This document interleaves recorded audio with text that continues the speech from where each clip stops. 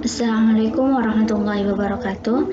Yang terhormat Ibu Maria Chandra Sutarja, SPD MPD, selaku dosen pengampu mata kuliah Sosiologi dan Antropologi Pendidikan, dan yang saya cinta sayangi yaitu teman-teman kelas 6A Prodi Pendidikan IPA.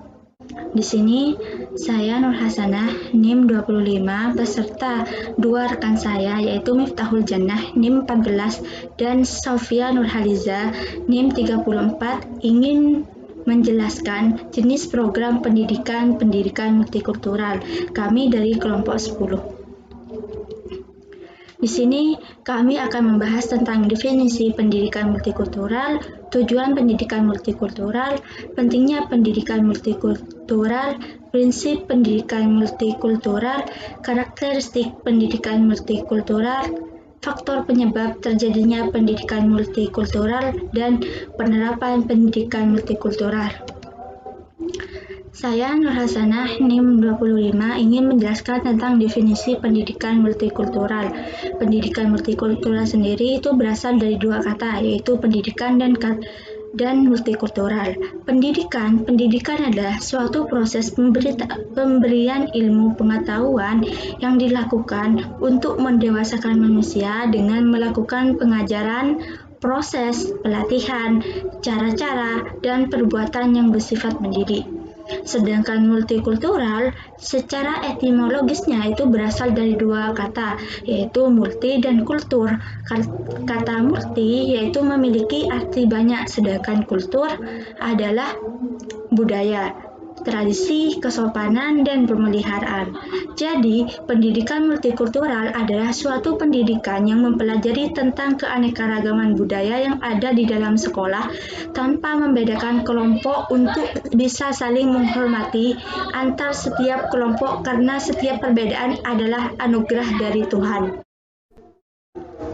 Untuk prinsip pendidikan multikultural sendiri yaitu ada 3 prinsip. 1. Pedagogik, kesetaraan manusia menjadi dasar dari pendidikan multikultural. Yang kedua, tujuan pendidikan multikultural yaitu untuk menjadikan masyarakat yang cerdas serta untuk menambahkan pengetahuan masyarakat sehingga masyarakat tambah maju dan berkembang ke arah yang lebih baik. Sedangkan yang ketiga yaitu nilai serta arah yang baik atau yang buruk yang dibawa oleh globalisasi itu sudah tidak perlu ditakutkan lagi.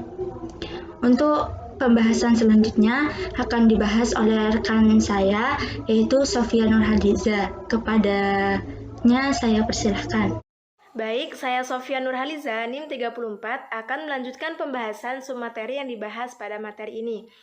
Nah, yang pertama, saya akan menjelaskan tujuan pendidikan multikultural. Tujuan umum dari pendidikan multikultural ini yaitu yang pertama, mengembangkan pemahaman dasar tentang proses menciptakan sistem serta menyediakan suatu pelayanan pendidikan yang setara.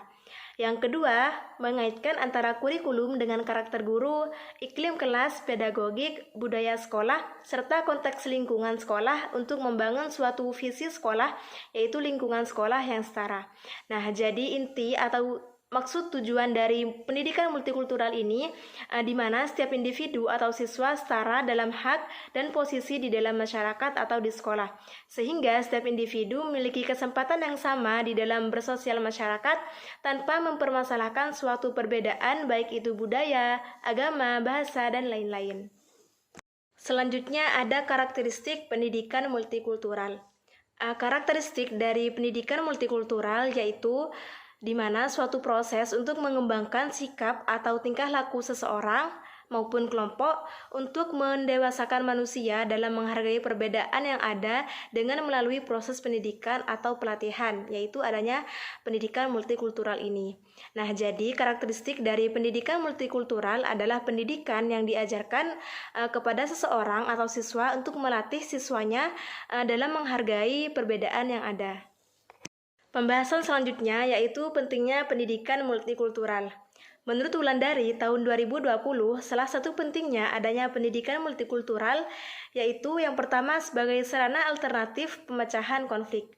Dikatakan sebagai sarana alternatif pemecahan konflik karena di dalam pendidikan multikultural ini menanamkan kepada siswa sikap saling toleransi, tidak bermusuhan, dan tidak berkonflik yang disebabkan oleh adanya perbedaan budaya, suku, bahasa, dan lain sebagainya, sehingga dapat menghargai perbedaan-perbedaan tersebut. Yang kedua, agar peserta didik tidak meninggalkan akar budaya. Adanya pendidikan multikultural ini dan beragamnya kebudayaan baik di luar maupun di dalam negeri, diharapkan siswa perlu diberi pemahaman yang luas tentang banyak budaya, agar siswa tidak melupakan asal budayanya. Karena keanekaragaman budaya dan ras yang ada di Indonesia ini merupakan sebuah kekayaan yang harus kita jaga dan harus dilestarikan. Pentingnya pendidikan multikultural yang ketiga, yaitu sebagai landasan pengembangan kurikulum nasional. Pendidikan multikultural sebagai landasan pengembangan kurikulum menjadi sangat penting dalam memberikan sejumlah materi dan isi pelajaran yang harus dikuasai oleh siswa dengan ukuran dan tingkatan tertentu dalam diterapkannya pendidikan multikultural tersebut. Pembahasan materi selanjutnya akan dijelaskan oleh rekan saya. Baik, terima kasih. Sebelumnya, perkenalkan nama saya Miftahul Jannah, NIM 18064110014. Di sini saya akan menjelaskan terkait faktor penyebab terjadinya pendidikan multikultural dan penerapan pendidikan multikultural. Baik, yang pertama terkait faktor penyebab terjadinya pendidikan multikultural. Jadi, ada 3 faktor penyebab terjadinya pendidikan multikultural. Yang pertama, faktor geografis. Kebiasaan suatu masyarakat akan sangat dipengaruhi oleh faktor geografis. Kebiasaan tersebut dapat diamati mulai dari masyarakat melakukan hal apa dan bagaimana cara melakukannya. Hal tersebut menyebabkan suatu daerah yang memiliki perbedaan kondisi geografis, maka akan terdapat perbedaan dalam masyarakat. Yang kedua, faktor pengaruh budaya asing. Budaya asing berpengaruh pada terjadinya multikultural karena masyarakat yang telah mengetahui budaya-budaya asing memungkinkan akan terpengaruh pola pikir mereka dan menjadikan perbedaan antara budaya yang ada pada negaranya sendiri dengan budaya asing. Yang ketiga, faktor kondisi iklim yang berbeda. Kondisi iklim yang berbeda hampir sama dengan faktor geografis, di mana suatu masyarakat yang memiliki kondisi iklim yang berbeda, maka akan memiliki kebiasaan yang beda pula. Selanjutnya terkait penerapan pendidikan multikultural. Pendidikan multikultural dapat diterapkan di dunia pendidikan melalui berbagai cara, antara lain yaitu yang pertama, multikulturalisme dalam kurikulum. Pengenalan berbagai ragam budaya merupakan langkah awal yang perlu dilakukan sebelum mengerjakan nilai-nilai multikulturalisme. Pengenalan budaya perlu dijadikan sebagai bagian yang integral dari kurikulum pada setiap jenjang pendidikan. Namun, ketika hal tersebut perlu dilakukan, bukan berarti perlu diadakannya mata pelajaran khusus pada bidang multikulturalisme. Pengenalan berbagai ragam budaya dapat diintegrasikan pada mata pelajaran yang memungkinkan pengenalan tersebut dapat terjadi. Yang kedua, penanaman nilai-nilai multikultur dalam pembelajaran. Penanaman nilai-nilai multikultur dalam pembelajaran dapat diterapkan di kelas. Nilai-nilai multikultur yang dimaksud meliputi identitas diri, kesetaraan, objektivitas, pemahaman akan perbedaan, toleransi, dan empati. Penanaman nilai-nilai multikultur dalam pembelajaran tidak hanya menjadi tanggung jawab satu orang guru saja, melainkan melibatkan seluruh guru yang berinteraksi dengan siswa di dalam kelas. Cara yang dapat dilakukan untuk menanamkan nilai-nilai multikultural yaitu yang pertama, mengembangkan model pembelajaran yang mengandung nilai multikultural dalam materi yang akan diberikan. Yang kedua, memilih metode yang tepat seperti metode diskusi ataupun memberikan tugas secara berkelompok. Yang ketiga, menerapkan pembelajaran dengan sistem permainan. Yang terakhir, mengadakan kelas meeting di setiap akhir semester. Yang ketiga, budaya multikultur di sekolah. Penanaman nilai-nilai multikultur akan lebih efektif apabila dapat dijadikan sebagai budaya di sekolah. Budaya multikultural merupakan budaya yang didasari konsep multikulturalisme. Budaya multikultur diawali dengan adanya pengakuan terhadap perbedaan budaya yang ada dan tidak menjadikan budaya tertentu untuk mendominasi atas budaya yang lain. Pengakuan tersebut harus diiringi dengan sikap toleransi, apresiasi, dan empati. Yang keempat, kegiatan penunjang multikultur. Suatu lembaga pendidikan dapat melakukan berbagai macam program untuk menanamkan nilai-nilai multikultur. Kegiatan yang dapat dilakukan yaitu berupa kegiatan spesifik yang menggunakan tema multikultural atau tema tertentu yang dapat diselenggarakan secara multikultural. Berdasarkan kegiatan tersebut, siswa dapat diperkenalkan dengan adanya nilai-nilai dan budaya-budaya yang dimiliki masyarakat lainnya.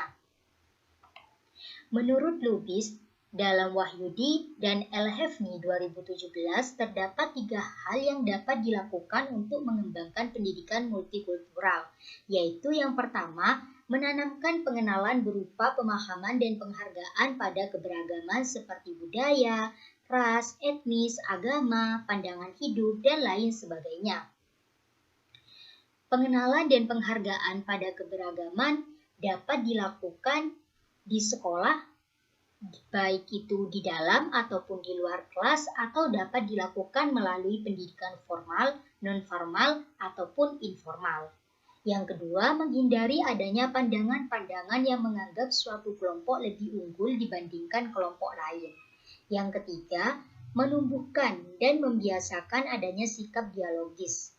Adanya dialog antara satu dengan lainnya dapat menghindari terjadinya konflik. Dialog sangat dibutuhkan karena dialog adalah suatu jembatan untuk berinteraksi pada suatu kelompok-kelompok yang berbeda. Salah satu contoh penerapan pendidikan multikultural yaitu dengan pelaksanaan pendidikan seni. Mata pelajaran seni budaya adalah pendidikan seni yang berbasis budaya.